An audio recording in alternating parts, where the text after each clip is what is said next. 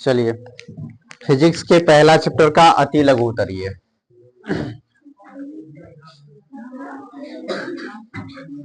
Physics chapter 1 अति लघु उत्तरीय। सभी आदमी ध्यान से देखिएगा, ठीक है। पहला क्वेश्चन, समतल दर्पण पर पड़ने वाली एक ही प्रकाश की किरण की कितनी परावर्तित किरणें हो सकती है? 3। कहा गया यदि ये समतल दर्पण है, कोई किरण ऐसे करके आएगा, इससे टकराएगा तो क्या वो परावर्तित किरण निकलेगा? 1, केवल 1। पहला का आंसर 1। आपको आंसर बना करके लिखना होगा। आप कैसे बनाइएगा कि समतल दर्पण पर पड़ने वाली एक ही प्रकाश की किरण की केवल 1 लिख दीजिएगा, हो गया। ये बनाने की आवश्यकता नहीं है। समतल दर्पण पर कौन चीज क्या हुआ?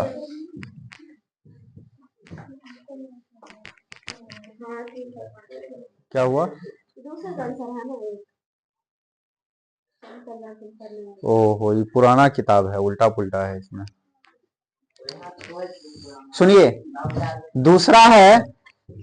दूसरा क्वेश्चन, समतल दर्पण पर लंबवत पड़ने वाली किरण किस प्रकार परावर्तित होती है? कहा गया कि ये समतल दर्पण है और इस पर यदि सीधा कोई किरण आपतित होगी तो कैसे परावर्तित होगी? उसी रास्ते वापस लौट जाएगी, उसी रास्ते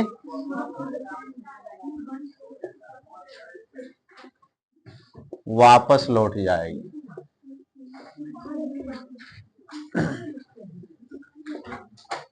तीसरा क्वेश्चन, ध्यान दीजिएगा तीसरा क्वेश्चन पे।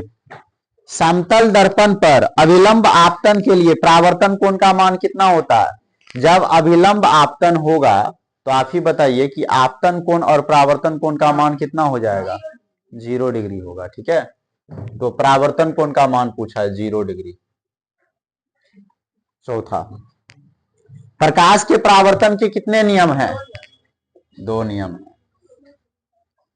5वां, समतल दर्पण में वस्तु दूरी और प्रतिबिंब दूरी में क्या संबंध होता है? दोनों बराबर होता है। वस्तु दूरी बराबर प्रतिबिंब दूरी। प्रतिबिंब दूरी। छठा,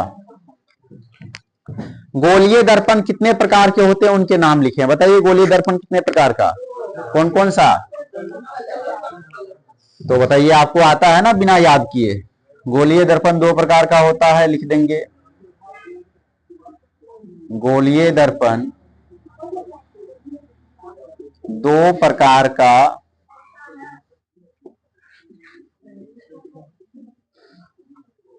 पहला बताइए, उत्तल दर्पण। दूसरा अवतल दर्पण। चलिए, क्वेश्चन नंबर 7, गोलीय दर्पण का मुख्य अक्ष क्या है? बताइए, मुख्य अक्ष का परिभाषा बताना है। नहीं याद है। ध्रुव को वक्रता केंद्र से मिलाने वाली रेखा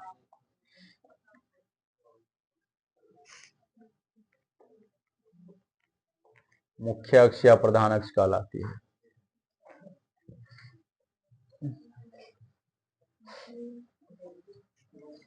ठीक है, इसे पीसी से डिनोट किया जाता है, बताया है ना।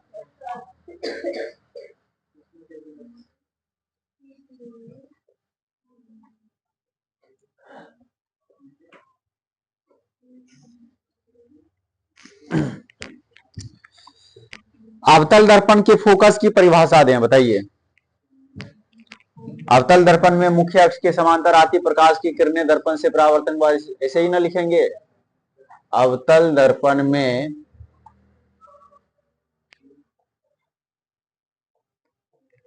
मुख्य अक्ष के समांतर आती प्रकाश की किरणें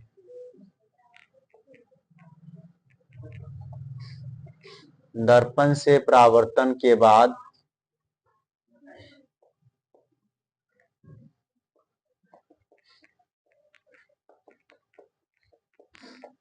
जिस बिंदु से मिलती है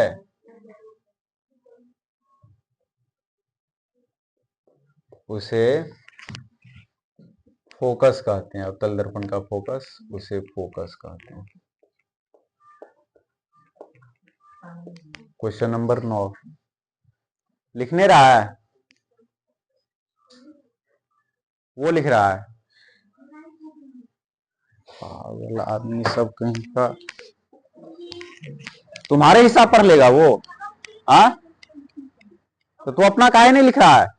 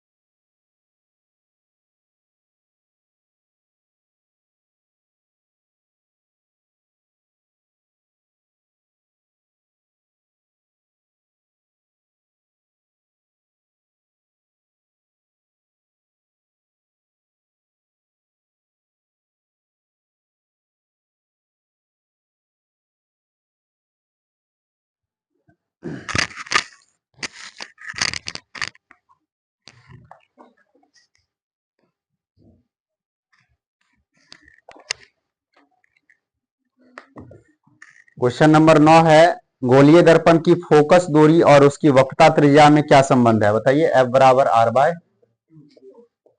फोकस दूरी वक्रता त्रिज्या की आधी होती है। एक दर्पण का नाम बताएं जो किसी वस्तु का सीधा और आवर्धित प्रतिबिंब दे सकता है। बड़ा प्रतिबिंब कौन बनाता है? अवतल दर्पण ना। अवतल दर्पण। क्वेश्चन नंबर 11, एक अवतल दर्पण द्वारा आभासी प्रतिबिंब बनने के लिए वस्तु का स्थान कहां होना चाहिए? वस्तु कहां रहेगा कि दर्पण का आभासी प्रतिबिंब बनेगा? ध्रुव और फोकस के बीच में। शायद ऐसा ही पढ़ाए हुए हैं आपको, ध्रुव और फोकस के बीच में। ध्रुव और फोकस के बीच में। यदि कोई वस्तु किसी अवतल दर्पण के वक्रता केंद्र पर रखी हो तो उसका प्रतिबिंब कहां और कैसा बनेगा? वक्रता केंद्र वाली बात भी आपको बतलाए हुए हैं। यदि वक्रता केंद्र पर रहेगा तो वक्रता केंद्र पर ही बनेगा। वस्तु का आकार बराबर होगा, ठीक है। प्रतिबिंब का आकार वस्तु के आकार के बराबर होगा, उल्टा होगा, वास्तविक होगा। तो पूछा है कहां और कैसा बनेगा, तो वक्रता केंद्र पर वस्तु की अपेक्षा उल्टा वास्तविक और समान आकार का बनेगा।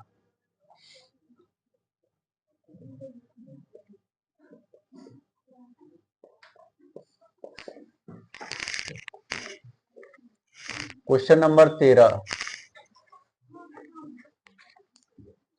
वस्तु दूरी U का चिन्ह क्या होगा जब एक अवतल दर्पण के सामने किसी वस्तु को रखा जाता है? ऋणात्मक।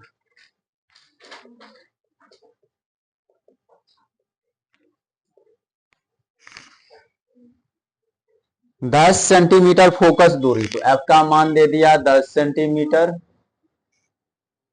अवतल दर्पण से 15 सेंटीमीटर की दूरी पर रखी वस्तु 10 सेंटीमीटर फोकस दूरी वाले अवतल दर्पण से 15 सेंटीमीटर की दूरी पर रखी वस्तु का, ये लिखने की जरूरत ही नहीं है। फोकस दूरी है 10 सेंटीमीटर और वस्तु को रखते हैं 15 सेंटीमीटर पर। कहने का मतलब ये हुआ कि वस्तु जो है वो फोकस और वक्रता केंद्र के बीच में है। तो प्रतिबिंब का प्रकृति कैसे होगा? प्रतिबिंब वस्तु से बड़ा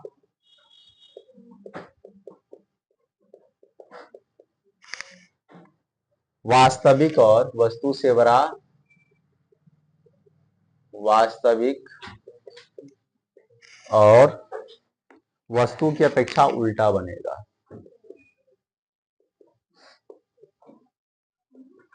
वस्तु की अपेक्षा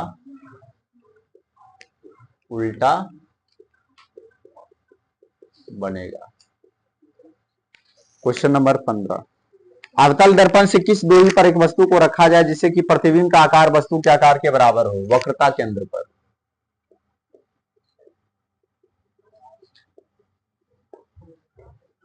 क्वेश्चन नंबर 16, किस गोलीय दर्पण में केवल काल्पनिक प्रतिबिंब बनता है? उत्तल दर्पण में।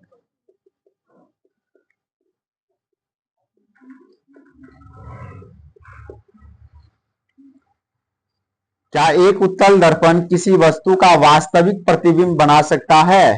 उत्तल दर्पण वास्तविक प्रतिबिंब बना सकता है? नहीं, आभासी ही बनाता है ये केवल। एक दर्पण की फोकस दूरी दिया हुआ F बराबर -15। तो किसका फोकस दूरी माइनस में होता है, उत्तल या अवतल का? उत्तल का होता है। उत्तल का ऐसे इधर होता है ना फोकस, और जो ये अवतल होता है इसका फोकस इस साइड होता है। तो बायां साइड है तो इसका ना ऋणात्मक होगा माइनस में, तो किसका माइनस में होता है? अवतल दर्पण का।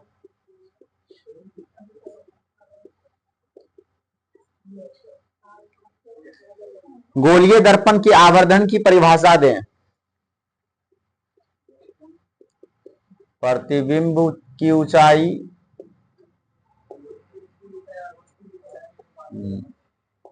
और वस्तु की ऊंचाई के अनुपात को ही क्या कहते हैं? आवर्धन कहते हैं।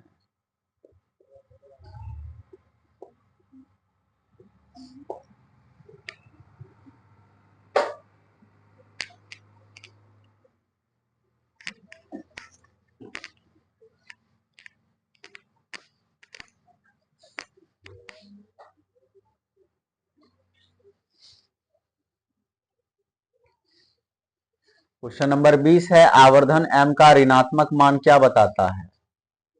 प्रतिबिंब उल्टा है, यही ना बताता है।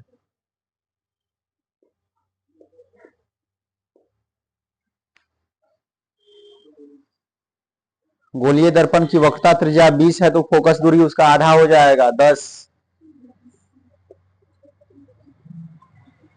वक्रता त्रिज्या यदि 20 है तो फोकस दूरी 10, आधा। अवतल दर्पण का एक उपयोग बताइए। अवतल दर्पण का एक उपयोग बता दीजिए। हाँ, उत्तल दर्पण है तो उत्तल दर्पण का एक उपयोग बताइए। साइड मिरर के रूप में, साइड मिरर के रूप में।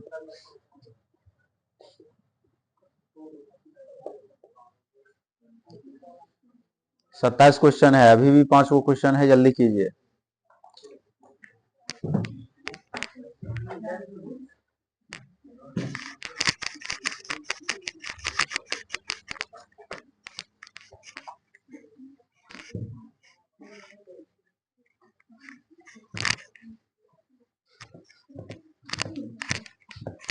अब से जो नोट्स देंगे ना, तो नोट्स के साथ ही क्वेश्चन आंसर दे दिया करेंगे पूरा।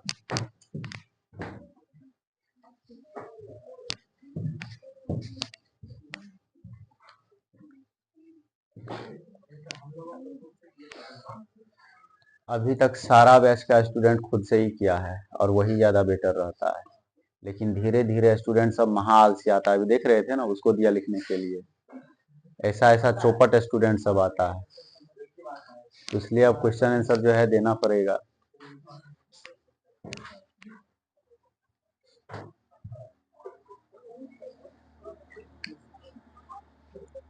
क्वेश्चन नंबर 23 में है,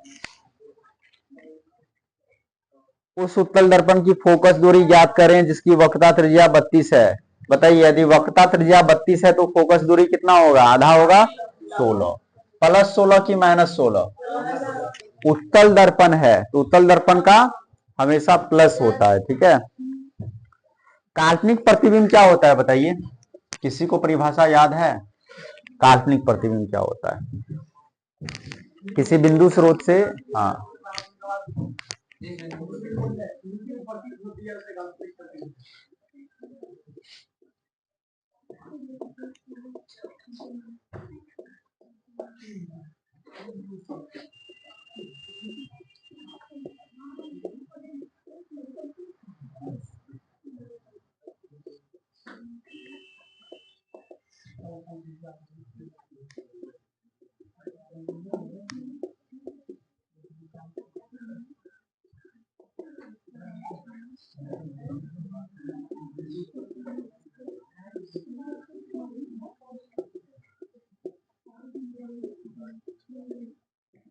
मिलती है या मिलती हुई प्रतीत होती है? मिलती हुई प्रतीत होती है।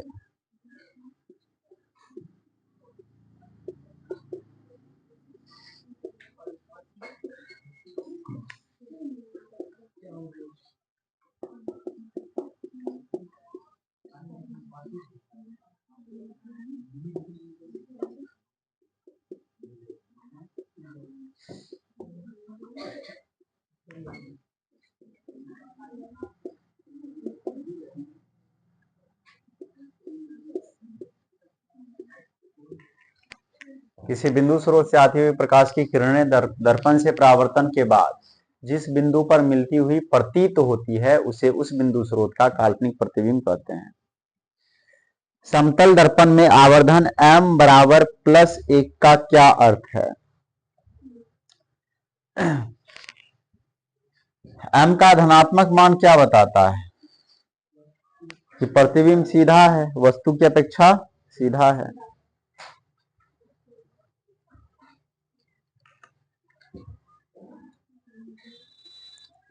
प्रतिबिंब वस्तु की अपेक्षा सीधा है। एक गोलीय दर्पण जिसका वक्रता केंद्र C है पर एक किरण ACB आपतित होती है, किरण किस दिशा में परावर्तित होगी? एक गोलीय दर्पण है, ठीक है, वक्रता केंद्र C है, इसका वक्रता केंद्र C है।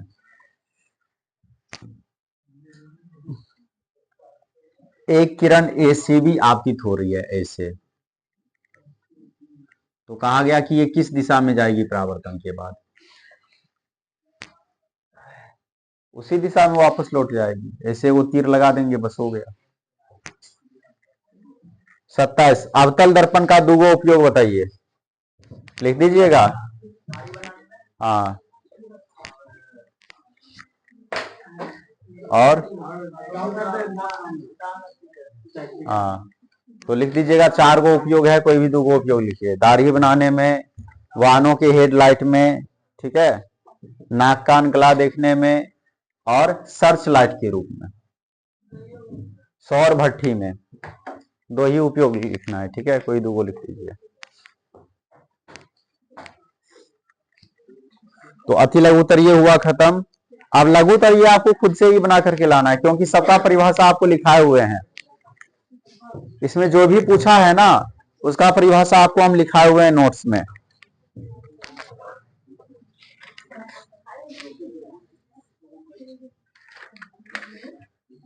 तो अति लघुत्तरीय आपको बना करके लाना है फेयर करके, और लघुत्तरीय रफ कॉपी में बना करके लाना है। पहले हम चेक करेंगे, फिर फेयर कीजिएगा 17 तक।